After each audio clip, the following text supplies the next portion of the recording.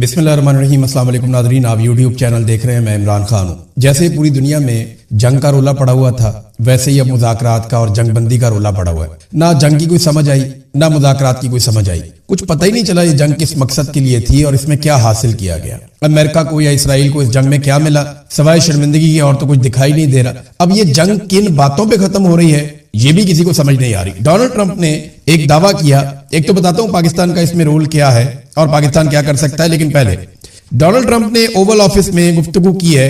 Media वाले वहां पे बैठे हुए थे। डोनाल्ड ट्रंप के साथ वजीर दिफा भी था अमेरिका का, पीट हेगसेथ। कहा जा रहा था कि इसके ऊपर मलबा गिरेगा, लेकिन वो डोनाल्ड ट्रंप के साथ ही था। तो डोनाल्ड ट्रंप ने वहां पे जो दावे किए वो मैं आपके सामने रख देता हूं। तो उन्होंने कहा कि सारा कुछ ही ईरान में तबाह हो गया, हमने कामयाबी के साथ ईरान में रजीम तब्दील कर दिया है, वहां पे कुछ भी अब बाकी नहीं रहा, सारी क़यादत खत्म हो गई है, अब नए लोग आ गए हैं और ईरान कभी भी एटमी कुव्वत नहीं बन पाएगा।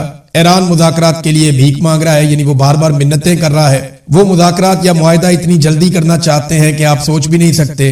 और अमेरिका को कोई जल्दी नहीं है। अमेरिका इसको सिर्फ एक ऑपरेशन समझता था, ईरान इसको एक जंग के तौर पे समझता था। हमने बड़ा कामयाब ऑपरेशन किया है और हमें बड़ी बड़ी कामयाबियां मिली हैं। ये डोनाल्ड ट्रंप के दावे थे। इसके अलावा ना डोनाल्ड ट्रंप ने एक दावा और भी किया। डोनाल्ड ट्रंप ने वहां पे बैठे हुए सहाफियों से कहा कि they gave us a big present worth a ट्रेमेंडस amount of money, it arrived today. इन्होंने हमें को बहुत बड़ा तोहफा दिया ईरानियों ने, और वो बहुत महंगा तोहफा है, बड़ा बेशकीमती है, और ये आज पहुंचा है। अच्छा, पूछा गया कि क्या ये कोई एटॉमिक एसेट है या कोई यूरेनियम है? उसने कहा नहीं, वो नहीं है, ये ऑयल एंड गैस से रिलेटेड है, लेकिन मैं तफसीलात आपको नहीं बताऊंगा। We are dealing with the right people. हमें लगता है, मुझे लगता है कि हम सही लोगों के साथ बातचीत कर रहे हैं इस वक्त। ये डोनाल्ड ट्रंप ने कहा। ईरान ने क्या तोहफा दिया होगा डोनाल्ड ट्रंप को? आप भी ये सोच रहे होंगे, मैं भी ये सोच रहा था। लेकिन इतने में ईरान से एक खबर आती है और बड़ी इंटरेस्टिंग खबर है। ईरान ने तोहफे के जवाब में एक वीडियो चला दी। अब ये जो ईरान ने वीडियो चलाई ना, ये बड़ी इंटरेस्टिंग है।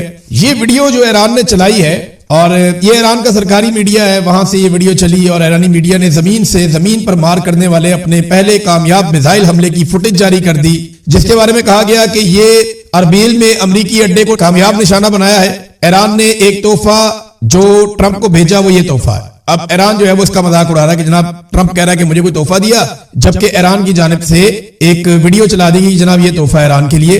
और अरबील एयरपोर्ट पर एक अहम अमेरिकी पोजीशन को निशाना बनाया गया इस मिसाइल के जरिए से, जिसे एक बड़े सपोर्ट और कमांड सेंटर के तौर पर बयान किया जाता है, जहां वसी पैमाने पर फौजी साजो सामान और सिस्टम मौजूद है। फिर बयान में यह कहा गया कि यह मुकाम उन अलहदगी पसंद ग्रोहों के हेडक्वार्टर के तौर पर काम करता है जिन्हें सहूनी हुकूमत की हमायत हासिल है और जिन पर ईरान अपनी मगरबी और शुमाल मगरबी सरहदों को गैर मुस्तहकम करने का इल्जाम लगाता है। अब जनाब एक तरफ वो ये कहते हैं कि हमें तोहफा दिया गया, दूसरी तरफ ईरान ने दिखा दिया जनाब ये तोहफा है हमने जो आपको दिया है। तो ईरान की तरफ से कोई जवाब नहीं आ रहा। देखिए ना, शहबाज शरीफ ने जो ट्वीट किया, जिसमें शहबाज शरीफ ने कहा कि वो मुसालियत करवाना चाहते हैं, वो चाहते हैं, खैर मकदम करते हैं कि मुज़ाकरात हो जाए, बातचीत से जंगबंदी हो जाए। फिर शहबाज शरीफ ने कहा कि अगर हम कोई किरदार अदा कर सकें तो हमारी खुशकिस्मती होगी। यानी उन्होंने, शहबाज शरीफ ने कहा कि हम चाहते हैं कि हम भी कोई किरदार अदा करें इसमें, हम इससे खुश होंगे। डोनाल्ड ट्रंप ने शहबाज शरीफ का ये वाला ट्वीट उठाकर अपने अकाउंट के ऊपर पोस्ट कर दी। तो डोनाल्ड ट्रंप ने फौरी तौर पे, क्योंकि शहबाज शरीफ ने डोनाल्ड ट्रंप की टीम को जरूर भेजा होगा कि देखें जी मैंने कितना अच्छा जेस्चर दिया है, मैं काम कर रहा हूं, तो डोनाल्ड ट्रंप ने उस पर कुछ लिखे बगैर उसकी तौसीक कर दी कि ठीक है। इसका मतलब है अमेरिका तो चाहता है वो जो शहबाज शरीफ कह रहा है कि मुज़ाकरात किए जाए, बातचीत की जाए, जंगबंदी की जाए, डोनाल्ड ट्रंप की ये ख्वाहिश है। लेकिन शहबाज शरीफ ने इराकची को भी इसमें टैग किया था। अब जब इराकची को भी टैग किया है तो लाजमी बात है इराकची को भी इसके ऊपर कोई रिस्पॉन्ड करना चाहिए था। उसने घास ही नहीं डाली, उसने इसे नजरअंदाज कर दिया। यानी ईरानी वजीर खारजा अब्बास इराकची ने शहबाज शरीफ के मामले को रीट्वीट नहीं किया और उनके ट्वीट के ऊपर कोई कमेंट नहीं किया। डोनाल्ड ट्रंप ने उसकी तौसीक कर दी और उसको रीट्वीट कर दिया। तो यहां से आपको पता चल जाना चाहिए कि अमेरिका उतावला है, जल्दी कर रहा है कि जल्द अज जल्द बस ये मुज़ाकरात हो और जंगबंदी हो। वजह आप सारे अच्छी तरह जानते हैं कि जो भी अमेरिका का नुकसान होता है ना, जहां पे भी अमेरिकी फौज का नुकसान होता है, या ईरानी मिसाइल जाके आयरन डूम को या पैट्रियट मिसाइल सिस्टम को वो क्रॉस करते हैं, या अमेरिकी तैयारे गिरते हैं, या अमेरिकी बहरी जहाजों में आग लगती है, ये सारी चीजें जब जब होती हैं तो अमेरिका के अंदर हथियार बनाने वाली कंपनियों के शेयर्स गिरते हैं, उनकी क्रेडिबिलिटी इफेक्ट हो जाती है। लॉकहीड मार्टिन बहुत बड़ी कंपनी है, कंपनी का जो है वो उनके शेयर्स गिर रहे हैं। F-35 बनाते हैं, जेट तैयारे बनाते हैं, मिसाइल बनाते हैं, ये लोग रॉकेट्स बनाते हैं, बहुत सारे हथियार ड्रोन्स बनाते हैं, तो इनकी मार्केट गिर रही है कि ईरान जैसा मुल्क इनको फेंटा लगा रहा है। तो लगातार अमेरिका की क्रेडिबिलिटी खराब हो रही है, उसकी मार्केट खराब हो रही है, बेशुमार और चीजें हैं। देखें, अगर तो ये जंगबंदी होनी है और ईरान राजी हो जाता है कि ठीक है जंगबंदी कर दें, तो बेस्ट सिनेरियो क्या होगा ये मैं आपके सामने रख देता हूं। देखिए, जो खबरें आ रही है ना बैनुल-अक़वामी तौर पे, वाशिंगटन पोस्ट ने यह दावा किया है कि मिस्र, पाकिस्तान और तुर्की ईरान और अमेरिका के बीच में मुज़ाकरात करवाने की कोशिश कर रहे हैं। ये मुज़ाकरात स्टीव विटकोफ, जो खुसूसी नुमाइंदा है मिडिल ईस्ट का डोनाल्ड ट्रंप की जानिब से, उसके बीच में और अब्बास अरागची के दरमियान सालसी करवाने की कोशिश कर रहे हैं, इनके बीच में बातचीत हो जाए। ईरान की जानिब से अभी तक कोई जवाब नहीं आया। हाँ, चाइना ने ईरान से राब्ता किया और चीनी वजीर खारजा को ईरान के वजीर खारजा ने यह कहा, जो उनका स्टेटमेंट है सादा सादा मैं आपको बता देता हूं। उन्होंने कहा जी कि हमें ये आर्जी जंगबंदी नहीं चाहिए, हम नहीं चाहते कि जंगबंदी हो आर्जी तरह की, हम एक जामे जंगबंदी चाहते हैं, आर्जी जंगबंदी नहीं चाहते। अगर करना है तो फिर पक्की बात हमारे साथ करें। अब बेस्ट सिनेरियो क्या हो सकता है? देखें, दोनों तरफ की शराइत पहले आप देख लें। अमेरिका की शर्त क्या है? यूरेनियम हमें दे दो, नंबर 2 आप नए हुर्मुज़ को खोल दो। दो चीजें हैं ना।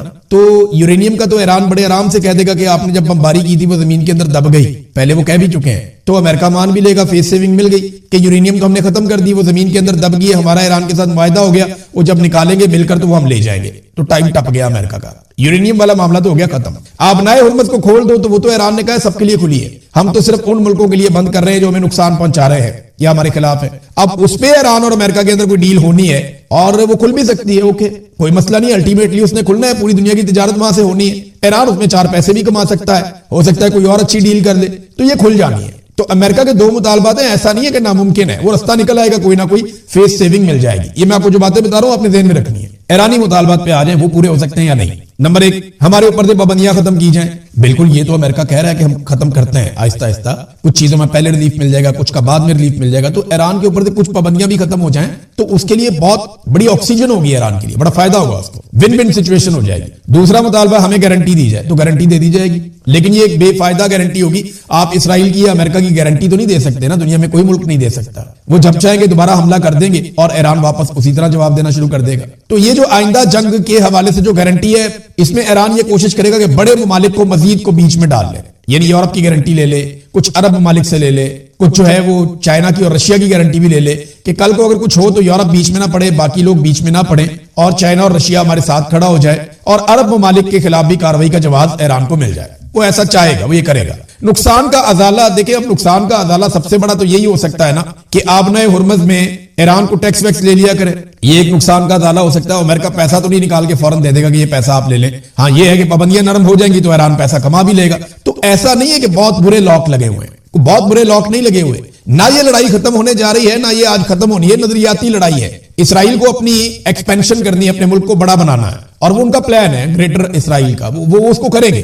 और इसी तरह ईरान जो है वो अपनी कोशिश है वो करता रहेगा। तो ये लड़ाई यहां खत्म नहीं हो जाएगी। फिलहाल जान छुड़ाना बहुत जरूरी है डोनाल्ड ट्रंप के लिए भी, और ईरान भी चाहेगा कि अब लड़ाई खत्म हो जाए। फिलहाल इस लड़ाई में जो लूजर निकलेगा ना, अगर ये मुज़ाकरात हो जाते हैं, तो वो सबसे बड़ा इसराइल होगा। इसराइल को तस्लीम करने के जो अरब ममालिक के या बाकी ममालिक के मामलात हैं पीछे चले जाएंगे, कुछ बोर्ड ऑफ पीस जो है इसके मामलात पीछे चले जाएंगे।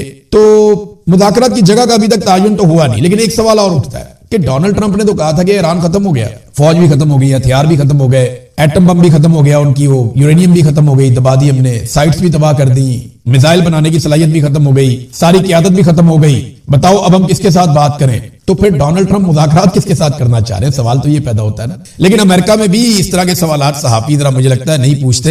ये सवाल पूछा जाना चाहिए कि जनाब आपने तो सब तबाह कर दिया, तो फिर मुज़ाकरात किस बात के? फिर खत्म करें बात। फिर आप मुज़ाकरात के लिए क्यों भागते फिर रहे हैं? उतावले तो आप लग रहे हैं, बार बार आप रीट्वीट करते हैं शहबाज शरीफ को भी, कभी इधर फोन करते हैं, आसिम मुनीर को भी फोन किया, बाकी लोगों से भी राब्ते करते हैं, यूरोप को कहते हैं, चाइना को कहते हैं आओ मदद करो, खोलो आप नए हुर्मुज़ को। जब पूरी दुनिया ने मदद नहीं की तो फिर मुज़ाकरात की तरफ आना पड़ गया। और अभी लड़ाई खत्म नहीं हुई, याद रखिएगा। इस बीच में जब ये सारी बातें चीतें हो रही है तो लड़ाई चल रही है, तेहरान में दबा के धमाके हो रहे हैं। और इसके अलावा मैं आपको यह भी बता देता हूं कि ईरान ने बाकायदा आगाह किया है IAEA को, ये एटॉमिक्स के हवाले से जो है वो आलमी इदारा है, उन्हें बताया है कि ईरान के बुशहर में एक मरतबा फिर एक बम मारा गया है और एक मरतबा फिर हमला किया गया है और ये इंतहाई खतरनाक है, बहुत खौफनाक है। ये बाकायदा ईरान ने फिर रिपोर्ट किया है और इस पे तशवीश का इजहार किया जा रहा है आलमी इदारों की जानिब से कि अगर ताबकारी हो गई तो बड़ा लंबा मसला पड़ जाएगा, फिर ये जंग भी खत्म नहीं होगी। तो इसराइल ये नहीं चाहेगा कि जंग खत्म हो। अभी बड़ा मामला पड़ा हुआ है, देखे ना, अमेरिकन फौजी अभी आ रहे हैं। यहां मेरे पास एक रिपोर्ट है,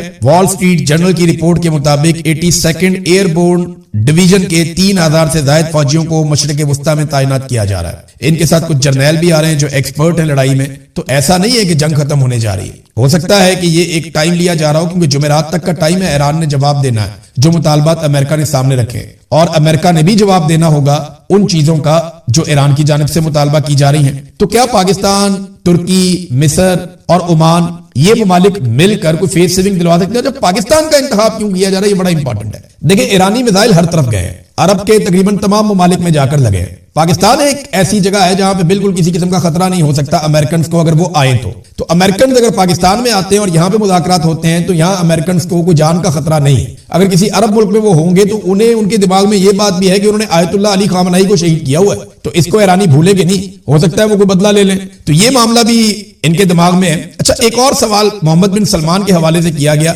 डोनाल्ड ट्रंप से। पूछा गया कि क्या मोहम्मद बिन सलमान आपको ईरान में कुछ चीजें करने के लिए जोर दे रहा है? क्योंकि अमरीकी अखबारात में ये लगातार चलाया जा रहा है कि मोहम्मद बिन सलमान बार बार ये कहते हैं अमेरिका को कि अटैक जारी रखें और दबाव डालें। और ये खबरें भी दी जा रही हैं कि CNN के मुताबिक सऊदी अरब ये चाहता है कि इस जंग का इस तरह का खात्मा हो जिसमें ईरान की जो क्रूज मिसाइल और बैलिस्टिक मिसाइलों की सलाहियत है वो नुमाया तौर पे खत्म हो जाए। ये CNN ने रिपोर्ट किया है। अमरीकी मीडिया बार बार मोहम्मद बिन सलमान को लेकर दावे करता है, जबकि जो जराए सऊदी अरब के हैं वो इनकी तरदीद करते हैं। वो कहते हैं नहीं, हम जंगबंदी चाहते हैं, हमने कभी नहीं कहा कि अटैक किया जाए ईरान के ऊपर, हमने कभी नहीं कहा कि ईरान के ऊपर एक बड़ी जंग मुसल्लत की जाए, उनको तबाह बर्बाद किया जाए। ये हमसे मंसूब किया जाता है गलत स्टेटमेंट, ये सऊदी अरब कहता है। जवाब सऊदी अरब का ये आता है। लेकिन इस पे डोनाल्ड ट्रंप ने क्या जवाब दिया कि मोहम्मद बिन सलमान के राब्ते, ट्रंप ने कहा हाँ वो ऐसा कर रहा है, मेरे से राब्ते में लगातार, वो एक जंगजू है, वो हमारे साथ मिलकर लड़ रहा है, सऊदी अरब और अरब अमारात हमारे साथ है। ये दावा डोनाल्ड ट्रंप ने किया मोहम्मद बिन सलमान को लेकर। अब इस पे मोहम्मद बिन सलमान क्या रिस्पॉन्ड करते हैं, क्योंकि देखें अमरीकी मीडिया को तो जवाब दे देता है सऊदी अरब भी, पाकिस्तान भी, लेकिन अमरीकी सदर को या अमरीकी किसी वजीर को जवाब देना इनके बस में नहीं होता। आपको याद होगा कि पाकिस्तान के बारे में मार्को रूबियो ने कहा था कि पाकिस्तान ने हमें अर्जी दी है कि हम गजा में अपनी फौज भेजना चाहते हैं, तो पाकिस्तान ने आज तक उसकी तरदीद नहीं की, इनकी हिम्मत नहीं हुई तरदीद करने की, तो इन्होंने तरदीद की नहीं। अच्छा नाज़रीन, एक और इंपॉर्टेंट चीज है, वो ये है कि अगर जंगबंदी हो जाती है, फर्ज करें जुमे वाले दिन जंगबंदी हो जाती है, तो दोनों मुल्कों को मिलेगा क्या? मैंने आपको पहले तो ये बता दिया कि जंगबंदी के लिए दोनों की शरायत ऐसी नहीं है कि जो उनके अंदर रास्ता नहीं निकल सकता, रास्ता निकल ही आएगा थोड़ा बहुत करके। तो कोई ना कोई ऐसी जगह होगी, फ्लेक्सिबिलिटी दिखाएंगे तो दोनों किसी नतीजे में पहुंच भी सकते हैं। पाकिस्तान का बड़ा फायदा हो जाएगा कि पाकिस्तान सऊदी दबाव के बावजूद, अमरीकी दबाव के बावजूद इस लड़ाई में शामिल पाकिस्तान को नहीं होना पड़ेगा। दूसरा, पाकिस्तान की अवाम की तरफ से बड़ा शदीद दबाव था कि इस लड़ाई में बिल्कुल शामिल नहीं होना। तो पाकिस्तान के लिए बेहतर यही है कि लड़ाई खत्म हो जाए, ताकि अवाम से भी जान छूट जाए और सऊदी अरब और अमेरिका के मुतालबे से भी जान छूट जाए, इसराइल के साथ मिलकर एक लड़ाई लड़नी भी ना पड़े। तो पाकिस्तान तो ये चाहेगा। अब आ जाए कि अमेरिका को इसमें क्या मिलेगा अगर जंगबंदी होती है, और ईरान में किसी को क्या मिलेगा, और ये जंग जीता कौन? अमली तौर पर इसका फैसला कैसे होगा कि जंग कौन जीता? देखिए, ताकत का तबादुल था ही नहीं। ईरान कितने सालों से, दहाइयों से पाबंदियों का सामना कर रहा है, माशी तौर पे तबाह हो चुका है, अकेला मुल्क है, कोई उसके साथ खड़ा होने के लिए तैयार नहीं है, उसके पास एयरफोर्स भी नहीं है, बहुत बड़े बजट भी नहीं है। दूसरी तरफ दुनिया की दो बहुत ताकतवर ममालिक, बहुत बाअसर ममालिक, और उनकी फौजें, उनके हथियार, तो ये कोई मुकाबला टक्कर का नहीं था। लेकिन ईरान ने ऐसी टक्कर दी है कि कमाल कर दिया है। अब होगा क्या कि डोनाल्ड ट्रंप के बारे में जो नया सर्वे अमेरिका में आया वो ये बताता है कि ट्रंप की मकबूलियत मजीद गिरकर 36% पे आ गई है। यानी अगर जुमे वाले दिन ये जंग खत्म हो जाती है और ये किसी मुआहदे पे पहुंच जाते हैं, कोई मुज़ाकरात हो जाते हैं इन दोनों अफ्रीकैन के बीच में, तो जंग का इख्तिताम कैसे होगा? हफ्ते वाले दिन अमेरिका में नो किंग्स मूवमेंट चलेगी, 9 मिलियन लोग बाहर आ रहे हैं। अब बताए ना, ये डोनाल्ड ट्रंप के लिए जंग का कितना भयानक इख्तिताम है कि एक तरफ अमेरिकन कभी नहीं मानेंगे जो डोनाल्ड ट्रंप कह रहा है। अमेरिकन अभी से ये कह रहे हैं कि इस जंग को हमने जीता नहीं है, बल्कि ये इसराइल ने हमें अपनी जंग में उतारा और अमेरिका एक्सपोज हो गया इस जंग के अंदर, हमें बहुत नुकसान हुआ, सारे ये कह रहे हैं। और साथ ही डोनाल्ड ट्रंप के खिलाफ हफ्ते वाले दिन एक बहुत बड़े पैमाने पे अमेरिका में 9 मिलियन लोग निकलकर एहतजाज करने का इरादा रखते हैं। नो किंग्स मूवमेंट, ये है खौफनाक इख्तिताम इस जंग का डोनाल्ड ट्रंप के लिए। ईरान के लिए क्या है? अभी तक मेरी इत्तला के मुताबिक खामनई का नमाज जनाजा पेंडिंग है, आयतुल्लाह अली खामनई। यानी एक तरफ एक शख्स की सियासत का जनाजा निकल सकता है इस जंग के खात्मे पे, और दूसरी तरफ एक लीडर की शहादत का जनाजा निकलेगा जिसने बहादुरी के साथ मौत को गले लगाया और पीछे हटने से इनकार किया। तो ये बड़ा फर्क है। यहां से एक हुकूमत अवाम के अंदर कहां जाएगी और दूसरी हुकूमत अवाम के अंदर कहां जाएगी, यह है इस जंग का इख्तिताम। एक चीज मैं आपको और बताता हूं, डोनाल्ड ट्रंप ने कहा कि हमने ईरान की क़यादत ही खत्म कर दी है, ये नए लोग आ गए हैं, हमने रजीम तब्दील कर दिया, अब नया रजीम आ गया। भाई ये वही तो लोग हैं जो पुराना रजीम है, उन्होंने तो आप पे एक भी बम नहीं मारा। जो पुराने लोग थे, आयतुल्लाह अली खामनाई, उनकी शहादत से पहले तो ईरान ने आपको मारा ही नहीं। आपको तो जितना मारा है या जितना अटैक किया है अमेरिका के ऊपर, इसराइल के ऊपर, वो ये मौजूदा रजीम ने किया है। और उसी रजीम को डोनाल्ड ट्रंप कह रहा है कि हम इसको तब्दील करके लेके आए। यानी आप जिस रजीम को तब्दील करके लेकर आए उसी ने तबाही फेर दी। ये एक अलग एंगल है ना इस सारी चीज को सोचने का। अब इमरान खान के बारे में दो खबरें मैं आपके सामने रखता हूं, ये जरूरी है क्योंकि इसमें एक तो इमरान खान साहब के बेटों ने बात की है अपने वालिद के बारे में, और उन्होंने कहा जी हमारे अब्बू कभी भी पीछे नहीं हटेंगे, वो जेल में मरने को तरजीह देंगे। कासिम खान और सलमान खान की साबिक क्रिकेटर और सहाफी माइक अथर्टन से गुफ्तगू, और उन्होंने अपने वालिद के लिए जो मुनासिब सलूक नहीं हो रहा, उन्होंने कहा जी हम चाहते हैं हमारे वालिद साहब के साथ मुनासिब सलूक किया जाए। उन्हें तकरीबन 1000 दिनों तक कैद में पुरतशद्दुद तरीके से और गैर इंसानी हालत में रखा गया है और बुरे हालात का उन्हें सामना करना पड़ रहा है। और द टाइम्स के चीफ क्रिकेटर नुमाइंदे हैं माइक अथर्टन, उनका एक आर्टिकल आया, उसमें इमरान खान के बेटों ने उनको यह बताया कि हमारे बाप का मसला यह है कि वो हार नहीं मानेगा, वो पीछे नहीं हटेगा, घुटने नहीं टेकेगा, वो जेल में मरने को तरजीह देगा। और ये बात हम सारे जानते हैं। पाकिस्तानी ना किसी को भी इतना अच्छा नहीं जानते जितना इमरान खान को जानते हैं। 50 साल से ज्यादा का ताल्लुक है इस आदमी के साथ पाकिस्तानियों का। पाकिस्तानी इसकी एक एक चीज जानते हैं, अच्छी बुरी हर चीज जानते हैं और इसको एक्सेप्ट करते हैं। हर आदमी में कमियां कोताहियां होती हैं, लेकिन इमरान खान को बतौर लीडर पाकिस्तानी एक्सेप्ट करते हैं। और उसकी सबसे बड़ी वजह यह है कि वो हार नहीं मान रहा, उसने कौम से जो वादा किया वो पूरा कर रहा है। आखिर में नाजरीन एक